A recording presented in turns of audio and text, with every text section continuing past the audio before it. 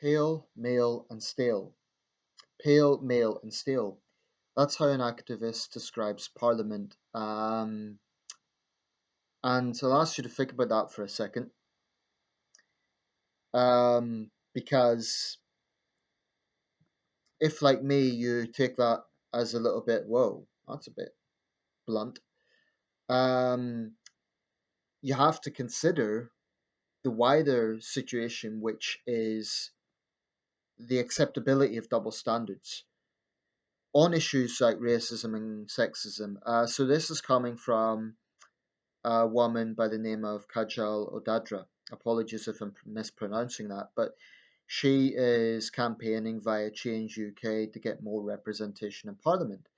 Okay, that's been a long-standing issue of the left and others, so no big surprise there.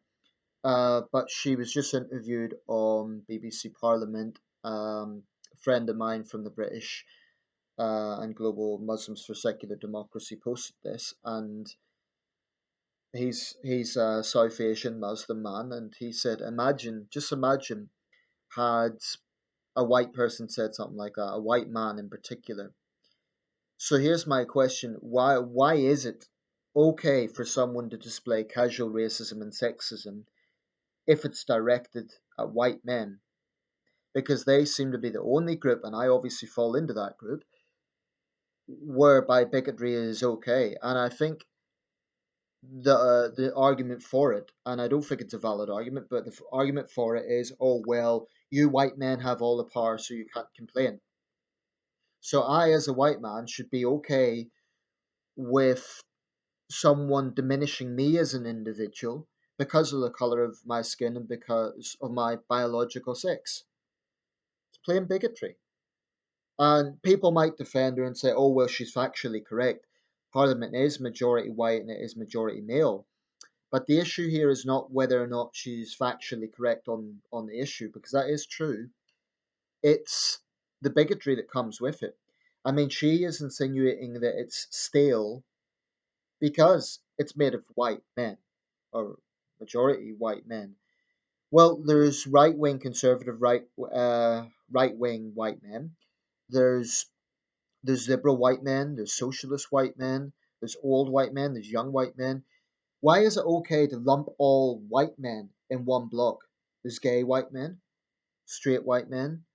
It's why is that acceptable? Um, it just bugs me because these sort of double standards get a free pass. They absolutely get a free pass. And that's why you see activists just casually throwing them out. Jess Phillips has come out with it as well. She once criticised Corbyn because he was a white man. Now, there's plenty of ground, believe me, in my opinion, to criticise Corbyn, but it shouldn't be because he's a white man. Um, this is the sort of thing that polarizes people. This is the sort of thing that drives people to the right because they see predominantly left wingers, and you get a few conservatives do this as well, but it's predominantly left wing people who are trying to engineer society in this way. Of course, there's always an argument for having Parliament be more diverse, but if we're talking about representation, actually, it would be more with more women because society is actually slightly majority women. If we're talking about Parliament representing society or looking like society, well, then probably Parliament, if you go by that logic, it should be 55% women, 45% men. I think that's roughly the balance, male female balance. Or 51% women, 49% men, something like that. Don't quote me, I don't know exactly what the ratio is, but we know that Britain, like most countries, has slightly more women than men. Right, so by that logic, there should be slightly more women than men in Parliament.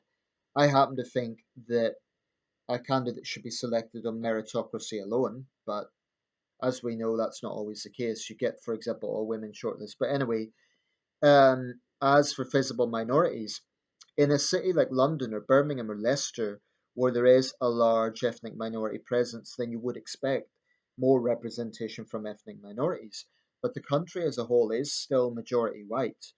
And that will trigger a lot of people. It will trigger those on the left who want to always engineer this sort of victimhood narrative, like, oh, the white patriarch or the white privileged people are keeping us down, but it's just a fact that the UK is still a majority white country, and that also triggers actually the far right because they come out with the conspiracies about white genocide and we're being taken over and half the country is immigrants and other such rubbish that they come out with. So the plain facts speak for themselves. So, fact one, the UK is still a majority white country. I don't know the exact percentage, I believe it's somewhere around the mid 80s.